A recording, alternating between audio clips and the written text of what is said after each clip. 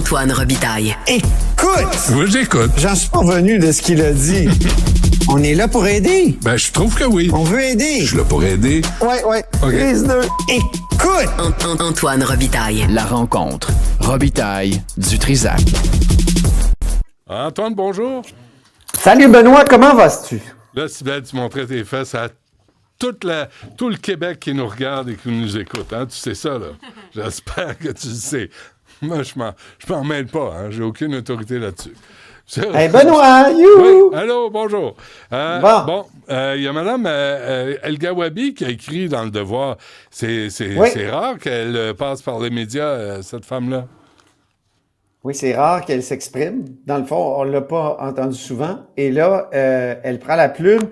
C'est publié juste sur le site Internet. Le texte s'intitule « La voie à suivre, 8 ans après l'attentat de la mosquée de Québec ». Donc, la représentante spéciale chargée de la lutte contre l'islamophobie, c'est son titre officiel là, pour l'État fédéral. Donc, revient sur 8 ans après l'attentat. Donc, c'est un texte qui porte là-dessus. Et sur la liberté de religion au Canada. Elle dit c'est un acte qui fait que ça va contre le droit universel de pratiquer sa foi librement et sans crainte. Puis mettons qu'on est d'accord pour dire que c'était un acte horrible de haine, tu sais, de haine des musulmans. La tuerie, tout le monde l'a dit. C'est un euphémisme de le dire presque, tu sais, ça va de soi, là. Mais d'associer la loi 21 à cette tuerie, comme Stephen Brown l'a fait, c'est franchement dégueulasse, c'est odieux. Oui. Parce que tout le monde a dénoncé cette tuerie-là. On n'en veut pas de ce genre de violence au Québec. D'abord, c'est antérieur à la loi 21. La loi 21 a été adoptée en 2019. Ouais. Ça s'est produit en 2017. Donc, il n'y avait même pas de loi 21 à l'époque.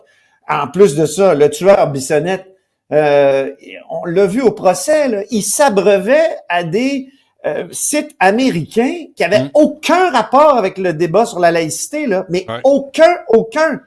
Tu sais, c'était même pas la laïcité, là. C'était plus, d'abord, Trump et le Muslim ban à l'époque, qui a été reconduit d'ailleurs par Trump ou ramené, je le dis en passant.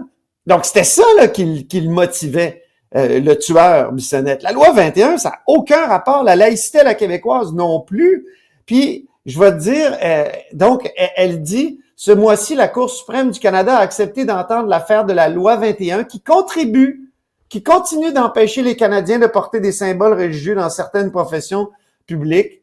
C'est comme si elle disait là, au gouvernement libéral comment se comporter, de se mêler à cette... cette contestation-là. Elle est nommée pour faire ça. Elle est payée pour faire ça. Elle est payée. Est-ce qu'elle parle d'autre chose que d'islamophobie dans son texte?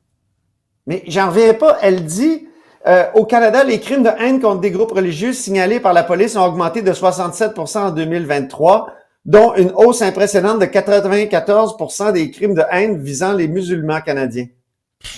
Aucun mot sur l'antisémitisme! Ben oui. Les actes d'antisémitisme ont explosé aussi au Canada.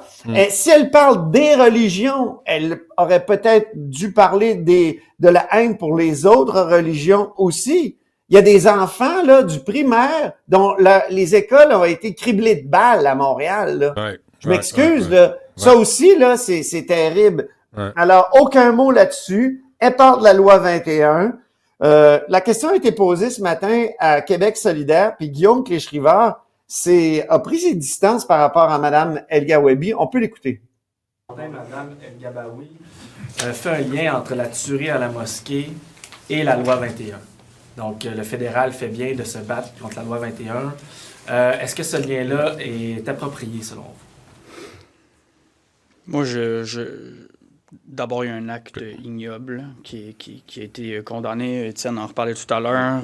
Je ne ferai pas de mauvais lien. Je pense qu'il y a une loi du Québec adoptée démocratiquement, qu'on soit d'accord ou pas d'accord. Je veux dire, vous le savez, vous connaissez notre position sur la loi 21. Moi, je ne ferais pas du tout de lien entre les deux événements. Après ça, moi, évidemment que le fédéral conteste une loi du Québec, ça ne fait pas mon bonheur. Je l'ai dit à plusieurs reprises sur ce dossier-là. C'est la prérogative du fédéral que je n'appuie pas du tout.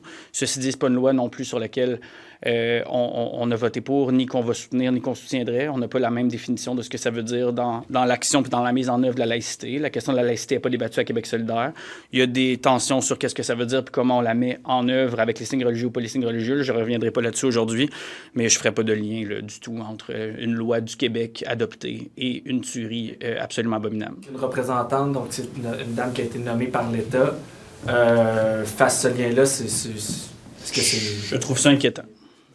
Bon, alors c'est ça, inquiétant. Ben, c'est intéressant, mais j'aimerais entendre tout le caucus de Québec solidaire, dont Arun Boisy, qui a déjà eu des commentaires assez durs pour... il avait dit à ce moment-là des politiciens qui essaient de fomenter finalement cette haine-là. La question a été posée à M. Boisy ce matin.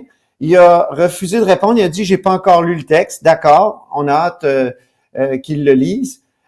Donc voilà. Moi, j'aimerais bien entendre aussi Mme El-Gawabi être capable d'être critique de certains aspects des religions, parce qu'elle dit il faut pas trop critiquer. Oui. Est-ce qu'elle est favorable à l'égalité homme-femme? Elle, qui parle constamment des droits universels puis des droits puis de l'importance de respecter les droits. 500 manifestations à Montréal là, pour faire la promotion de l'Antifada, From the River to the Sea.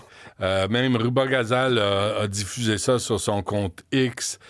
Ça, El Gawabi, elle le voit pas, là. El Gawabi, elle est comme les trois singes de la sagesse. Hein? Elle voit rien, elle n'entend pas, elle dit rien, sauf islamophobie. Ça, vraiment, ce mot-là, elle l'a dans la bouche sans arrêt. Le jour de l'anniversaire, tu sais, elle publie un texte où finalement elle fait de la politique avec ça. Et elle ne mentionne pas les victimes. En Chambre, tout à l'heure, il y a eu une motion déposée. On a nommé les victimes. Ben, c'est parfait. Et c'est important. Ouais. Tu sais, parce que il y a des drames humains, mais d'essayer de récupérer ça, de parler de la loi 21, moi, j'en reviens pas. Écoute, c'est de l'instrumentalisation d'une tragédie épouvantable.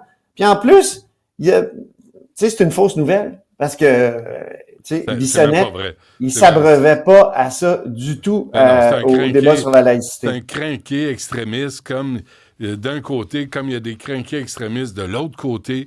Puis c'est ça qui fait que il y a des conflits, puis il y a des morts. Quelqu'un qui était vraiment pas bien aussi, là.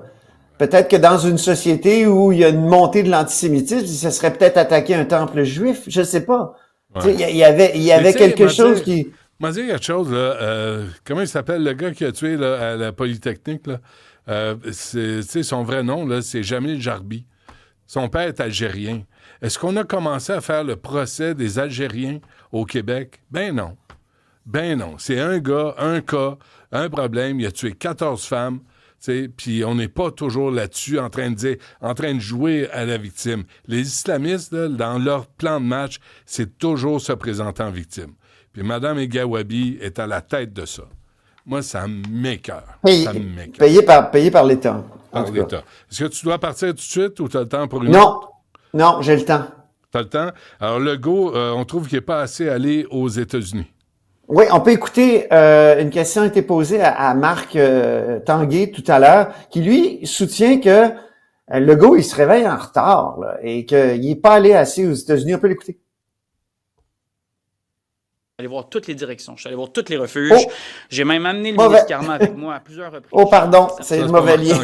C'est le mauvais lien. Okay. Marc Tanguay a changé. Donc, il s'est pas rasé un matin. Tout ça pour dire que c'est ça, il dit qu'il n'est pas allé assez aux États-Unis. Puis à un moment donné, il dit, on va aller voir, là. Danielle Smith est allée beaucoup aux États-Unis, elle. Puis là, Alain Laforêt a posé l'excellente question. Ouais, mais vous dites qu'il faut que la fédération soit unie à un plan de match commun. Puis vous donnez l'exemple de celle qui a négocié de son bord puis qui a pas signé le communiqué. Et là, Marc Tanguay est un peu mal pris. Il a dit non, mais ce que je veux dire, c'est qu'il faut s'activer. Et c'est pas assez activé. Donc, il était un peu mal pris dans sa critique parce que en plus, quand il dit qu'il n'est pas allé assez sur le terrain, ben là, François Legault, il s'en va au Saguenay-Lac-Saint-Jean aujourd'hui, puis il va aller sur la Côte-Nord aussi, et surtout pour rassurer le secteur de l'aluminium et de savoir qu'est-ce qu'on peut faire aussi pour les aider. Gros investissement aussi en éolien qui va être annoncé aujourd'hui. On sait à quel point on a besoin d'électricité au Québec. Alors, on a Marc Tanguay, là, si tu veux l'entendre. On l'a? OK, pas de parfait. visite en 2023. Quand on compare le travail qui a été fait par notamment la première ministre albertaine Danielle Smith, elle s'est rendue 6 fois au sud de la frontière l'année dernière et elle compte doubler ce chiffre en 2025.